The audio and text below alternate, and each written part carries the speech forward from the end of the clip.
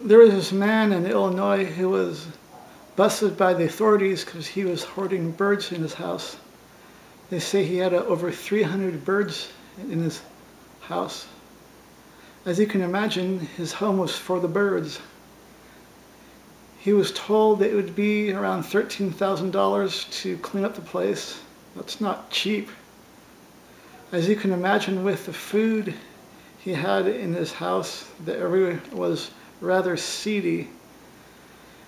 And it seems like his home over the years had taken a turn for the worse. And he was definitely robbing the birds of a chance of a good life. As you can imagine, I'm sure he also ruffled some feathers. Man, what a bird brain. As you can imagine, there was a stinky mess in the house. All those birds were down in the dumps. They should have a ceremony for the dead birds in the house, and then they can be interred. Boy, I'll bet there's a foul smell in the place. People probably didn't take him seriously after this. They probably poo-pooed him.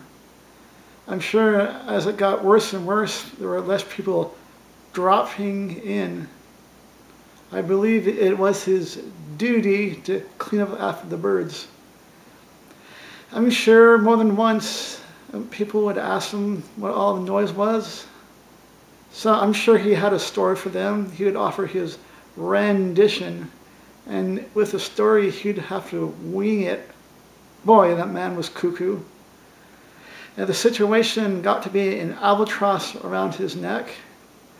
But when he was busted by the authorities, they had to clip his wings.